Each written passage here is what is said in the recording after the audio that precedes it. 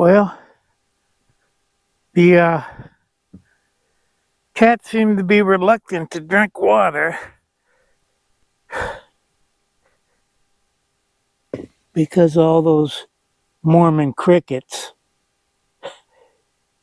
Anyhow, I'm gonna change the water for them.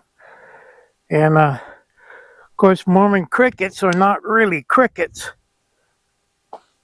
They are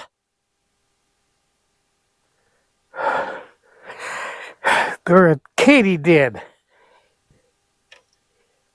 Ah, they sure are ugly. I don't know if everybody's aware of the history of the Mormons in this part of the country. But when they got to Salt Lake and planted their first crops, these here Mormon crickets came along, started eating up all their crops, and their prophet Brigham Young prayed for relief, and here comes all these seagulls, and have saved their crops. Anyhow, I don't think that was an answer to their prayers. I think it was just a natural thing that the seagulls would have showed up anyhow.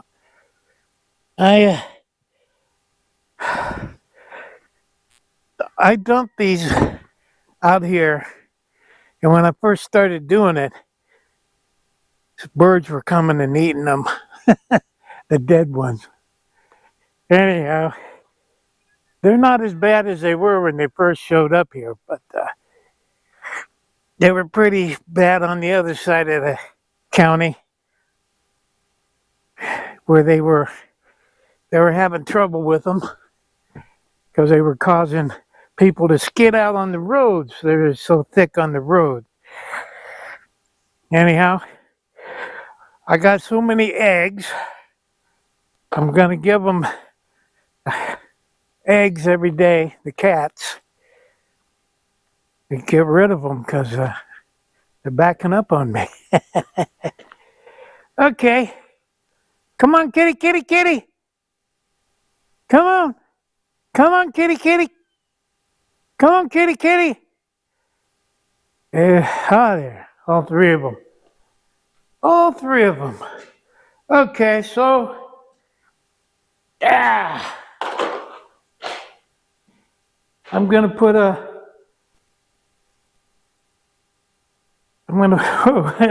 they think that's what they're gonna eat? Nah, I can't see what I'm doing, but I get some plates and some paper plates out of the garbage can over here. And, come on. Let's see what we can do. There's one. There's another one.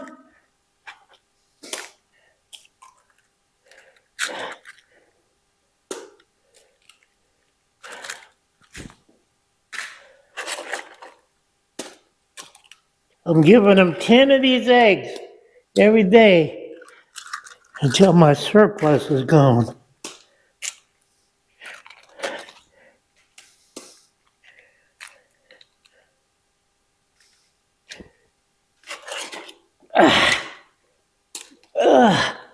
I got it. Whatever the cats won't eat, I'm sure that the Mormon crickets will. All right. Let me find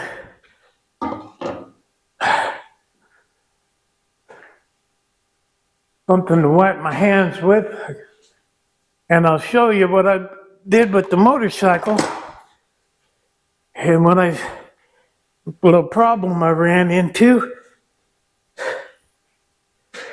Ooh, all this sticky stuff on my fingers. All right. Okay, so let's go over to the motorcycle.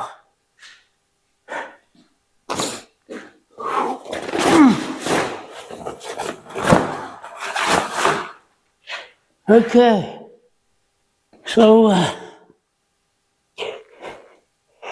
took the old original kickstand off, and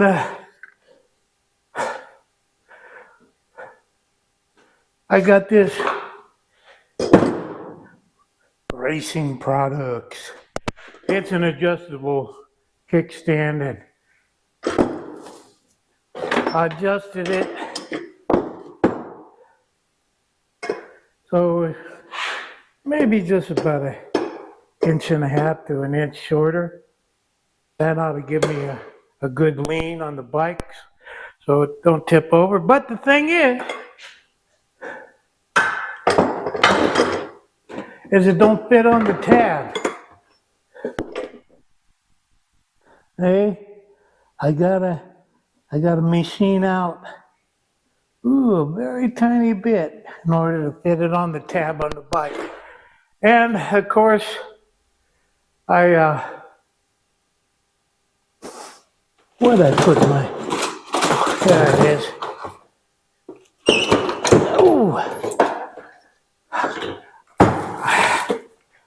I only had cutting wheels, and I'm not going to use a cutting wheel. I got to go to town and get me a grinding wheel for that old, they're called an angle grinder, and all I had was cutting wheels. All right, so I got to do that. So I'll probably, maybe today, later on, go get me a grinding wheel, and we'll see how that works out. And I don't expect the cats to eat all 10 of them eggs.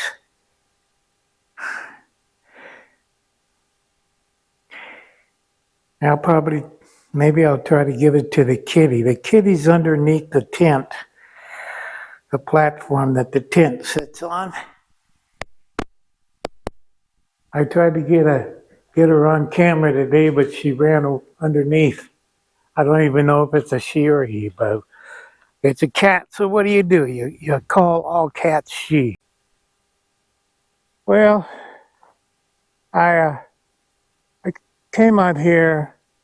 I was thinking of taking you all on a ride to the mailbox, but I wanted to talk about something important. And the thing is I seem to be stuck on all that love stuff in the Bible, forgetting about all the hellfire and brimstone and better repent or you're going to hell. Well, I've been told by somebody close to me that I was already in hell. I was 18 years old, barely made it out of high school because I was doing drugs, and I felt like I didn't have anything. Felt like I was going nowhere. And then when I got into high school, I was hanging around the kids in the agriculture and the auto shop classes, and started drinking beer with them. And then the hippie stuff came around. I gravitated to it pretty quickly, not because of all that hippie philosophy stuff. I gravitated to it because they were doing drugs. So I was 18, barely made it out of high school. Had to go a little extra semester to get my diploma. And there's my buddies. That's who I hang around with now. And my mother was going to kick me out of the house if I didn't get a job. Well, I got a job as a janitor at the Nut Tree restaurant. But anyhow, I was in hell. I felt like I was going nowhere. And one day picked up a Bible that my mother had given me, and I said, Jesus saved me. And then I cried, Jesus saved me. I was crying. And then immediately after that, I threw the Bible across the room and said, there is no God. There's no Jesus in heaven.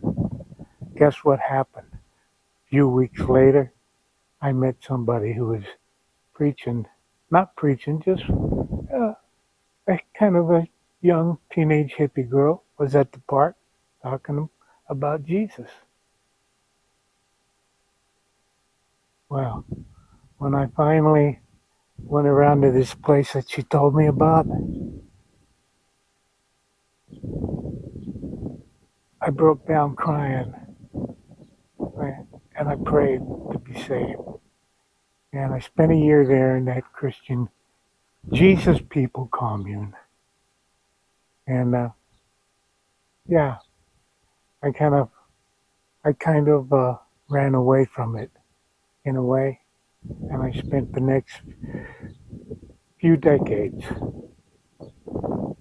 as a drug addict. And here I am now telling you,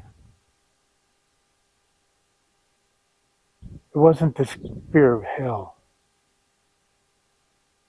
that drove me to God. It wasn't the fear of hell that drove me to Jesus.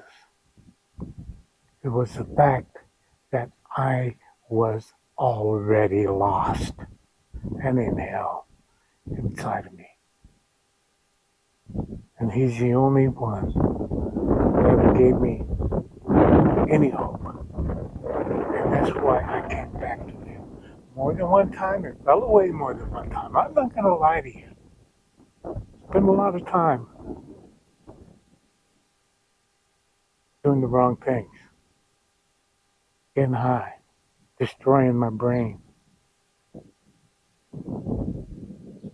But I study the Bible today, and I pray to him every day, and I hope that he saves me in the end, because there's going to be an end. And I want to be saved. I want to be saved now. I don't want to be in that life anymore. I don't want to be getting high. And studying the Bible. Very important to me. I still don't have a lot of friends. And the friends I thought I had never were really friends. But Jesus is a friend to me.